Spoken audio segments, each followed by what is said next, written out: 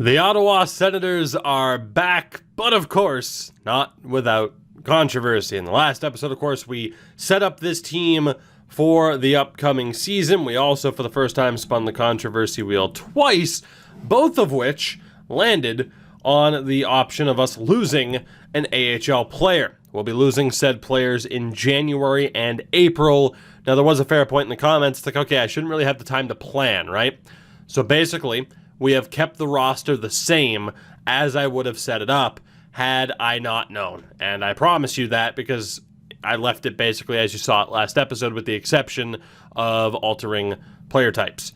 This is the Sens roster for this season. Top line of Brady Tkachuk alongside Colin White. And now Alexis Lafreniere is going to get the bump up, perhaps controversially, but for obvious reasons, as the second line is now a +5 for the year with Ilya Kovalchuk alongside Vladislav Namestnikov and Taylor Hall, fresh off of signing that pretty damn good contract given what he did for us in the playoffs. Third line, Bobby Ryan is the sacrifice who goes down to the third line because of the Kovalchuk signing. He is next to Logan Brown and Justin Williams. The fourth line is Mark Kastelik alongside Parker Kelly and Nick Paul. So we had these two up here saying it was better to play them on the fourth line than some of our star AHLers. Unfortunately, though, because of that decision, two of our star AHLers are at risk, had it, they instead just been on the fourth line. Defensively, it is going to be Matt Niskanen alongside Thomas Chabot, now 24 years old. Second pairing of Mark Borowiecki, who at this point, yes, I'm going to keep. You guys have made it clear. Mark Borowiecki is going to be here for his entire career because Eugene loves him. He is next to Eric Brandstrom on the second pairing. Third pairing is Nikita Zaitsev next to Ryan Graves, who had a very good season for us last year. The goaltenders, Craig Anderson, Aiden Hill, and Anders Nilsson. I mean, we're going to see how that works out for us. I'm not entirely sure who the starter is going to be. We're going to see who earns it. Now, you would have seen with the healthy scratches, we have Scott Sabourin. Zdeno Chara is not a great fit for this team. I mean, he is, but he isn't because I can't afford to scratch Nikita Zaitsev. I can't do it. Or Ryan Graves, who's 26 and could be a really good third pairing defenseman for us for really the duration of this series. So, Big Z, I love him. He's back here in Ottawa, but we're going to call it load management for him this season. Now that brings us to the AHL, which is perhaps just as important as the NHL because the players that are going to be at risk are the starters in the lineup. I am not putting the healthy scratches on there. We are going to lose a starting member, two starting members of this team. Now, here's the deal. It is a top line of Jace Howerluck, Alex Formenton, and Jon Gruden.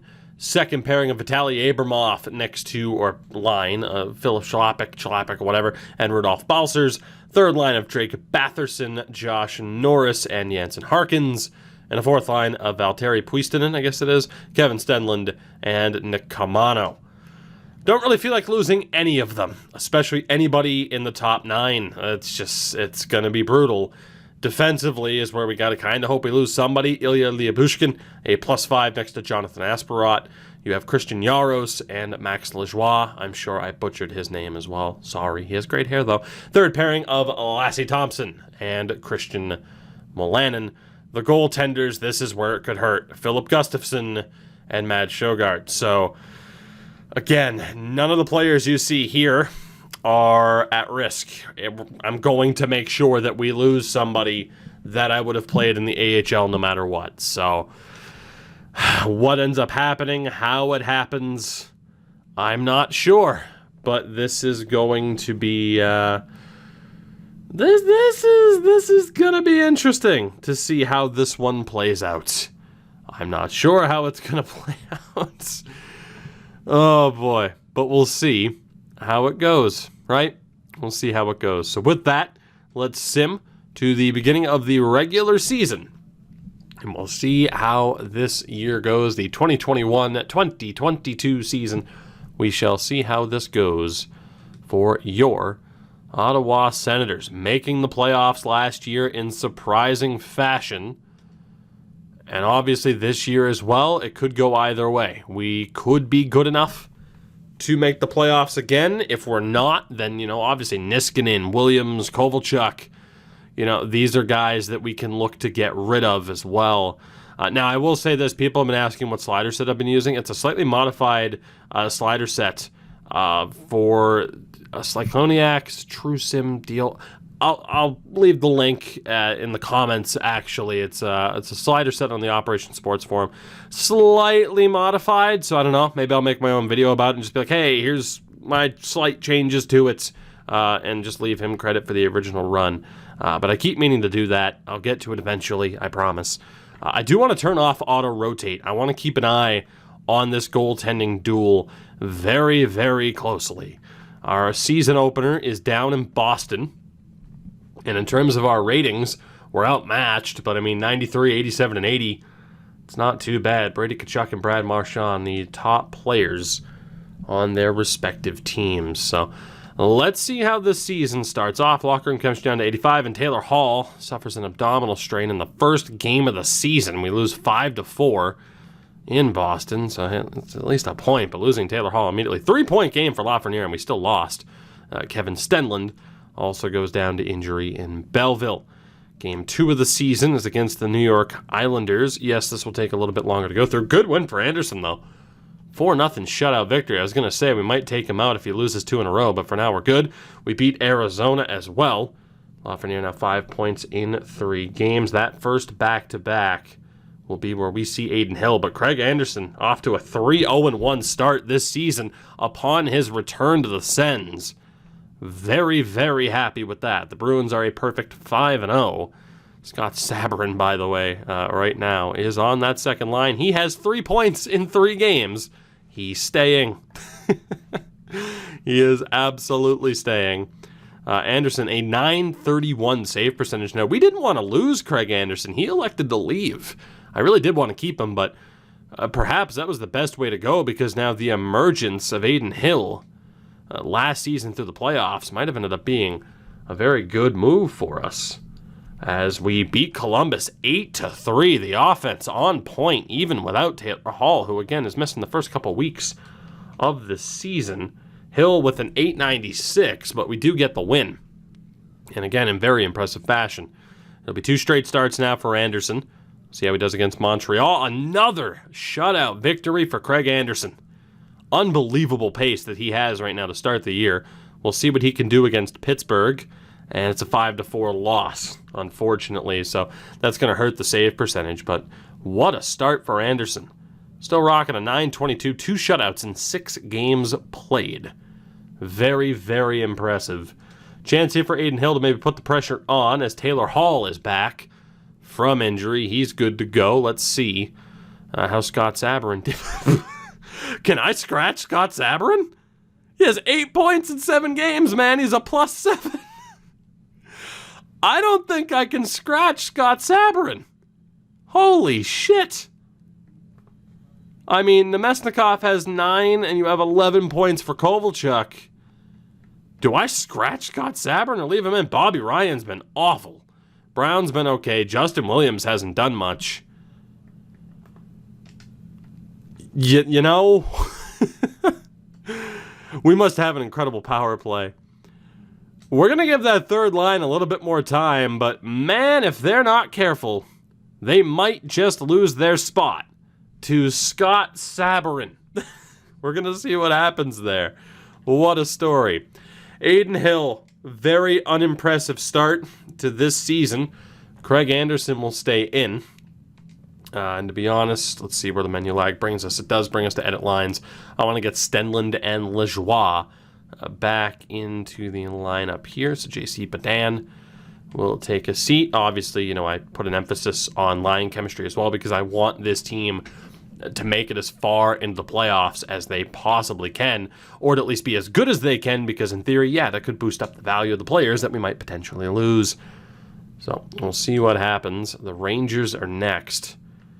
But what a start for us here. Only through 8 games, but I'm fairly impressed with what we're dealing with. Lajoie goes down to injury. Once again, he wasn't there for long. Play the Rangers now and win 6-1, so Craig stays. I think we'll leave Anderson and again Lajoie at this point. I'm sorry. Let's see what happens. Anderson against his former team in Colorado. Borowiecki sprains his wrist, so we will be seeing Zdeno Chara. in the lineup for the Sens for the first time. He'll take over on that second defense pair next to Eric Brandstrom. So excited to see what Chara can provide for this team, especially too to hopefully, keep that morale in check, because there's a decent shot that Chara could be traded this season. Brandstrom 5 points and a +8 in 10 games next to Borowiecki, so it shows how good of a start they were off to. As we play Colorado again, Lassie Thompson picks up a bit of a knock, and it's unfortunately 0-3 for Adin Hill at this point. The bloom might be off the rose. He does have a win in that game, but I don't want to say Hamburglar-esque, but yeah, the magic might be done. 1 win through 5 games, I think, for him. We'll see us try out Olmark as the backup. We still have a pretty damn good record, though. Abramoff suffers a concussion. He'll be out for a couple of weeks. Minor concussion at that. And Anderson will get these next 2 games. We play the LA Kings and win 4-1. Philadelphia is next. Not a great start for them, but not horrible. Thompson's healthy. And we beat Philly 7-1. So, 11-2 over those 2 games with Craig Anderson between the pipes. This team is looking like a well-oiled machine. Chara, point per game and a +3 next to Brandstrom at 44 years old. Anderson has a 940 through 10 games. Unbelievable what Craig Anderson is doing right now. Now, the only bad thing here is that the AHL, I'm just going to have to manually switch the goaltender every time I come back to fix the team lines. It's the one spot where auto-rotate screws us. That's in the AHL. And unfortunately, again, with me having the goaltenders that I do, I'm not against flipping them back and forth like that. But I definitely want to take control. I haven't been too happy with auto-rotate lately. Adin Hill against Toronto loses 2-1. I said 5 games, only 1 win. So, Adin, a lot of pressure on you in this next game. It hasn't been great. And with Anderson playing the way he is, that only magnifies his struggles. So we'll see what happens. Borowiecki is healthy. So Chara has been amazing. And it's so nice that we have Sabrin and Chara being able to step in and do as well as they've done. It just goes to show that if we elect to move on, obviously cap-wise, we're up against it as it is. But if we elect to move on, it shows that we have the team depth to be able to get the job done and be successful. So we end up beating Washington in a shootout. Islanders are next, a 3-1 win as well for Anderson. Very good. And that brings Abramoff back to the Belleville lineup. We'll see Jonathan Davidson take a seat. And, we'll leave the goaltenders the way they are because they didn't get that many games. Let's see what happens here again against Pittsburgh. Another win for Craig Anderson, 12-3-2 to start the year. Anderson's going to play no matter what until we end up playing the Devils here at the end of the week, but we beat Toronto in overtime, and we avenge our season-opening loss to the Bruins by beating them 9-1. What a run this team has been on. A well-oiled machine to this point, and we beat New Jersey, too. Craziness to start this season. Unbelievable stuff. Craig Anderson has a 936, 14 wins in 16 appearances. I cannot believe it. 14-1-1. One of the best goaltending performances to start a season I have ever seen in a series on this channel. As Dallas finally sees Adin Hill pick up a win as well, his second in 5 appearances this season. So, good job saving your spot there as our backup, Adin, because it was questionable there for a moment. We played the New York Rangers here again. Anderson will get the next few games. Jake McCabe has been dealt to Calgary for a 2nd and a 7th, or to Columbus from Calgary, as we beat the Rangers 4-1. Speaking of Calgary, we play them now. Borowiecki picks up another minor injury in a 3-1 loss. Anderson will play the Panthers, and we'll see Adin Hill against Boston to finish up November as Alex Formanton goes down in Belleville. Craig Anderson picks up an injury as well. He's only out until the 3rd, but could that be a momentum stopper for Craig Anderson? Anders Nilsson will step in as the backup.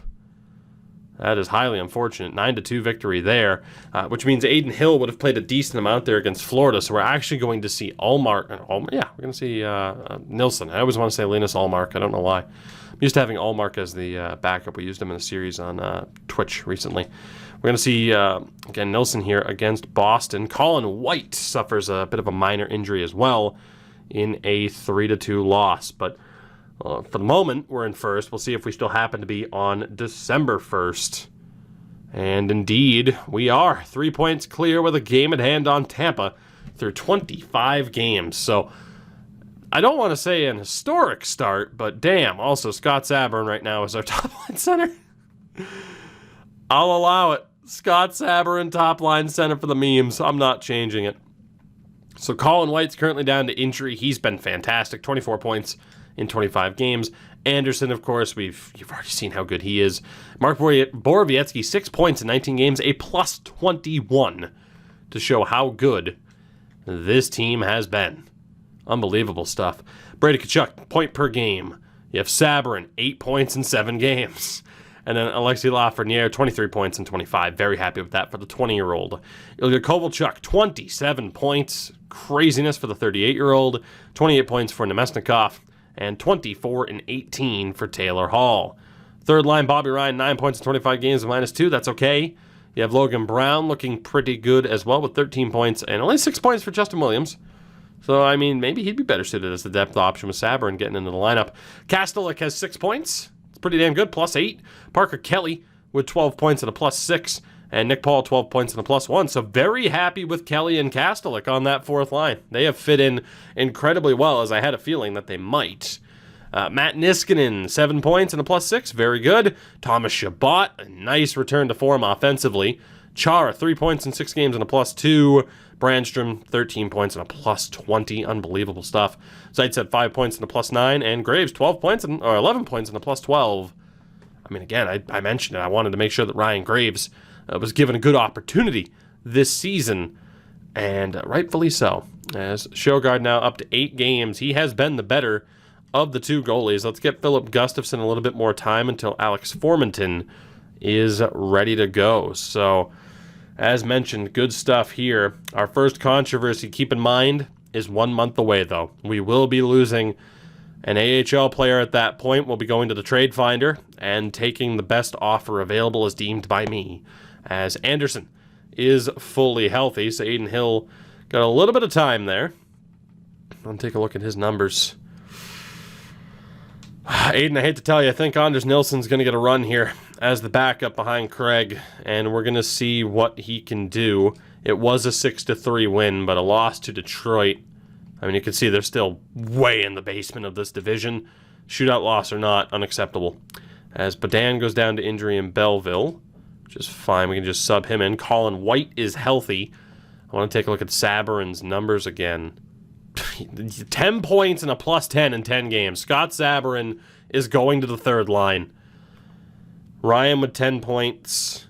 9 points for Williams. Maybe not. I mean, I can't believe how good Scott Sabourin's been.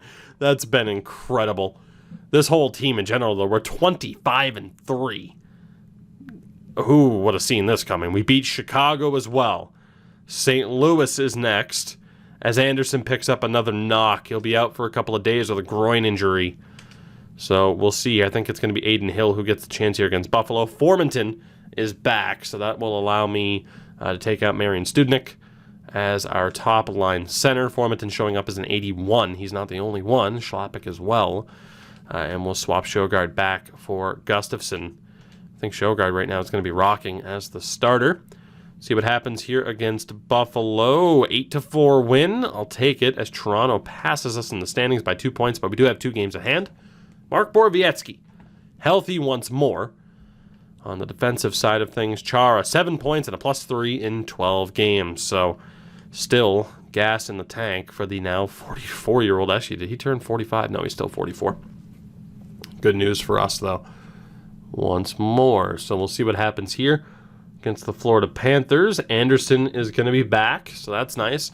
It's not surprising that Anderson's picking up some minor injuries, as Adin Hill has earned his spot back. Sorry, Anders. Anderson's numbers, by the way, 18 wins and 22 appearances, a .931 save percentage. That was a 4-1 win in our last game of the Panthers. Buffalo is next, and we win that 5-1. In a division game against Montreal, as Abramoff fractures his collarbone. Heading into January, really the end of January. We play Montreal, but Dan's healthy. I don't care about getting him back into the lineup. We beat Montreal as well. This is insane. 25-6-3. Aiden Hill gets the next opportunity in goal, as Anderson's still rocking a .933. Craig Anderson on pace to win the Vezina. No doubt about that. We played Dallas. Let's see what Aiden can do. He can win a 6-1 game. He's also going to play Tampa. No point in changing back. So we'll see what he can do against the Lightning. And then Anderson will play Washington. So we'll see what happens here. Lajoie, another injury. Another minor injury again, a sore shoulder. We lost to Tampa, though. So 6-5, a bit of a shootout. Two top goaltenders struggling. You would presume it was Vasilevsky. Actually, no, wait. Aiden Hill was in still. Never mind. Maybe that explains it. How did I forget already that Aiden Hill was in? That makes sense. We'll see what happens here against Washington. And it's a 5-3 loss, so a rare loss for Craig. That does bring Colin White back to 100%. He never missed any time. We'll see what happens here. We have 2 games left. Penultimate game of the month before the controversy hits. We beat Ottawa. We just beat the shit out of Montreal, 4-0. Another shutout victory is the O word that I was, or the word with an O in it that I was going for. We play Florida. Sjogard picks up a slight knee injury. We do beat the Cats 4-3. That brings us to January 1st with a 28-8-3 record. Unbelievable. From the Ottawa Senators. Nobody, I think, could have predicted this kind of a start to this season. However, before we focus on the big club, I want to focus on the baby Sens, who are crushing the AHL right now. Second best record in the league behind the Charlotte Checkers. 52 points through 33 games, despite the fact that they have dealt with some injuries. Here's the problem. I mean, I know Abramoff, Sjogard, and Lajoie are out. We might have to wait until they're healthy, but that doesn't mean that they're safe. Lajoie, 10 points, 28 games, a plus 18. Sjogard, again, has been fantastic. Craig Anderson-esque, if I dare say that, 13-2-1. And Abramoff with 24 points in 25 games. Of course, Marcus Högberg may end up getting time as their starter now. Hauerluck has been great, 30 points this season. Formanton's been very strong. Gruden's been fantastic. Davidson, I mean, not at risk, but he stepped in when needed. Philip Schlappick looking pretty good. Balser's looking good. The problem is, we are about to lose somebody from this team. And I can't say I'm looking forward to finding out who that is. So, as the story goes, and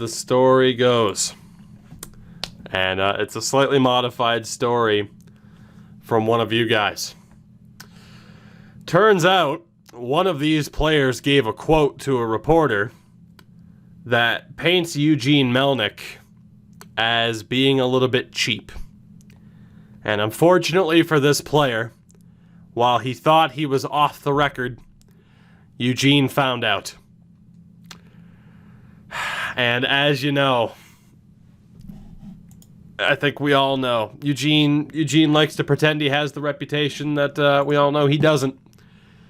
The player, and in fairness, this is a bit of a conservative story that's going to boot this player out of here. There were some wacky ones. The player that we are losing, thanks to them labeling Eugene Melnyk as just a tad bit cheap in a media outlet, is going to be Christian Jaros. I thought it was going to be Lajoie. Christian Jaros calls Eugene Melnyk cheap in an interview And just like that, Christian Jaros is leaving this team. Someone who could have been a really strong defensive depth option for us, 25 years old, some good development this season. Really a pretty damn good option. It's not as bad as it could have been for top-notch talent. But Christian Jaros is going to be shopped here. That still kind of sucks because I don't want to lose anybody from the team. It could have been so much worse, though. But yeah, we'll be losing one Christian Jaros from the Baby Sens. Again, looking here, I mean, doesn't have the most value in the world, but like I said, a good, cheap option on defense. In return, it's either a fourth and some dude named Goodbranson. A lot of interest. 2 fourths from Boston, 2 fourths from Dallas, Edmonton as well. I think I'll be banking on Dallas or Edmonton here so I don't send them into the Eastern Conference elsewhere in the Eastern Conference. Let's send them out to Dallas. I think Dallas will be the spot. Christian Jaros, I'm not going to edit it to try and get a little bit more value back. That is the deal. Christian Jaros, you have been voted off the island by one Eugene Melnick. You do not call that man cheap, no matter what you do. So Christian Jaros is gone. A lot of players are pissed and upset, and that is certainly understandable. But Eugene cares not for your feelings. So that'll see Kapanen, a Eugene selection, placed into this lineup. Fun fact, Mika Kapanen is now in that lineup down in the AHL. So, goodbye to one Christian Jaros. Now, I don't think I'll have to sign a depth option to help fill out the roster. Like I said, it could have been a hell of a lot worse, but thankfully it worked out the way it did. Now, we have just about hit the halfway point of this season. And while I'm going to continue simming here, the reason why happens to be just because I don't think we're going to have to sell at the deadline as we do lose to the Islanders. Talking about selling at the deadline, I don't think that's going to happen. I think yet again, we're going to go for it because, crazy things can happen, right? Sjogard's back in Belleville. We'll edit him back into the lineup here pretty soon. Let's see what happens here against the LA Kings. Lajoie is also going to be back for Belleville. We do win 4-1. I think the issue here, though, right, is where's the cap going to come from, essentially? I'm sure that it'd have to be lateral moves. Try to move Bobby Ryan for someone who's better on the third line. Try to move Justin Williams, even though he's been okay. But I think that's the deal, right, is, how are we going to get somebody better than Bobby Ryan? We're stuck with Bobby Ryan for this season. I'm not trading him. No one would take that contract. But a lateral move for Justin Williams, I don't know about that. I genuinely don't know who we would go out and get to make something happen. Wow, Gustafsson has been trash. Let's get Sjogard back in there. Imagine where that team would be with him. As we might as well play... I'm going to play Englund over Kapanen. I know it's Eugene's boy, but yeah, we're going to make that change. It's only a +1 on that particular line, though. Fun fact, Andreas Englund might be out for Mika Kapanen. Still only a +1. Okay. Let's get Englund back in there. And then, was there somebody else? No, Abramov is still out, so that's looking good. Let's see what Adin Hill can do in this game against the Vegas Golden Knights. February 1st, though, might be our stopping point to be able to say, are we going to make a move? Is there something to do here? Because, again, our other move in losing an AHLer is going to be in April. And that player will be scratched and immediately dealt. Or, immediately dealt or let go of in the offseason. And with this happening in April, if the Baby Sens make the playoffs, that player will not be allowed to play. As the Vancouver Canucks fire their head coach, which means they've had a brutal season. We're 31-9-3, make that 32 wins now on the season. We played Tampa next and beat them 2-1. Jon Gruden suffers an arm laceration that's going to see him out until April. So that is highly unfortunate. He was having a very good season, and he won't be back until the playoffs. And, hey, he might never play another game for this organization. There might be something that comes up here because, simply put, if his name pops up, he's he'll be back from injury, but he won't get to play. So Jon Gruden's time with the Sens organization hanging on by a thread. At least it appears that way, as Marian Studnik gets into that top line spot. We're going to leave him there. It's perfectly fine. We'll see what Adin Hill can do against Winnipeg. Parker Kelly will be out for a couple of days. 3-0 shutout win for Adin. Good stuff there. We'll see what Scott Sabourin can do. Probably on that fourth line. Yeah, Newcastle would have slightly better face-offs. We'll get him there. Works for me. Whoops, didn't mean to do that. Let's go to ye old goaltending. Despite the shutout, we're still going to roll with Craig Anderson whenever I get the opportunity to. I'll be suiting up here against Anaheim. Studnik back to 100%. That's good. We don't have to worry about him getting hurt again. As we lose to the Ducks 5-2 before the totally not all-star break.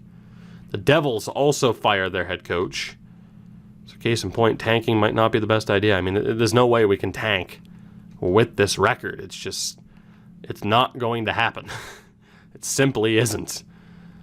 As it is Winnipeg, and then San Jose, Chicago. So Adin Hill will actually get the start here. Makes sense to play him and then switch it over to Anderson. So Craig's still rocking a 925. Those numbers coming down slowly but surely. And Scott Sabourin will take a seat for Parker Kelly. So down in the AHL, let's get Abramoff back into this lineup. I'm going to trust Studnik over Davidson. Get Abramoff back in on his intended line, and then defensively, still good. Goaltending-wise, Sjogard's been pretty damn good. We're going to keep rolling with him, actually. They're getting close to the same amount of games played, so we'll still run with Sjogard for a bit. So Adin Hill gets the chance here against the Jets. Studnik picks up a concussion in that game for Belleville, but it is a 5-3 win for the big boys, so that's good. The NHL team picking up yet another win. This team there is magic in the air surrounding the Ottawa Senators. Yet again, something about this team. As we beat San Jose as well. Next up is Chicago as we head into February. 50 games down, 77 points, 9 points clear with 2 games at hand over Boston. No doubt about it. The Senators are going for the playoffs this year. How could we not? As you see, Florida and Detroit well out of the race at this point. In the Metro, it's Philadelphia, the Islanders, and Caps. Columbus, Carolina, and New Jersey certainly falling out of it as well. New Jersey's well out of it. Dallas, Colorado, and St. Louis right now in the playoffs. I wouldn't say anybody's necessarily out of it, with St. Louis only on 52 points. And in the Pacific, Anaheim doing quite well as well. But again, LA and Vancouver. Whew, rough times there. But we have the second best record in the NHL. We're on the best point pace in the league. Which, who the hell saw that coming? You see there's still 4 teams who have yet to eclipse 40 points. Goals for per game. Obviously, LA and Vancouver at the bottom. We had the league's best offense by far. And the goaltending is also the league's best. I mean, what can you say? Our power play is at 29%, which is third best in the league. Our penalty kill at 85.9%, which is the best PK in the league. This team, why mess with it? Why mess with the mojo? It's the same thing as last year. We didn't mess with it. We almost made it to the fucking final. I'm not changing a damn thing about this team. There's no way. Brady Tkachuk's been amazing. Nemesnikov is great. Colin White's been amazing. I mean, the top 6, they are carrying their own weight individually. Secondary scoring is a little bit down right now from where I'd like it to be, but it's tolerable. I am pretty disappointed in Justin Williams right now. But it's tolerable. And hell, if it's realistic in any way, Justin Williams might wake up in the playoffs. Thomas Chabot's been fantastic. Mark Borowiecki has a plus-minus of plus 40. Chara's been a great depth option. I mean, Scott Sabourin's been a great depth option. We don't have to do anything. The only questionable thing right now is backup goaltending. But Adin Hill in the playoffs has turned it on in the past. And I think he might do so again. I think we stick with this team exactly as it is. Adin Hill has deserved the opportunity to be the backup for this team for at least a calendar year. The only argument you can make is Justin Williams, but then why would we not just play Scott Sabourin? Because any deal we make has to involve a roster player. Because again, we can only spend $77 million. We're up to 76, nearly $77 million as it is. 77.2 to be exact. So any move we make, again, there's no way I'm trading Bobby Ryan. It's the smart move to do to trade him and Zaitsev. We're not going to do it. We're not going to move Matt Niskanen. He's good for the year. Kovalchuk staying. The one thing that I guess makes sense is like get rid of Chara, but he's been a great depth defenseman. Expensive for a depth defenseman, but still, who are we going to get that's that much better than Justin Williams? And he hasn't even been bad. He's been okay. I mean, will he hit 30 points? I think his point pace, if we do the math here, he is on a 29-point pace. 29.52.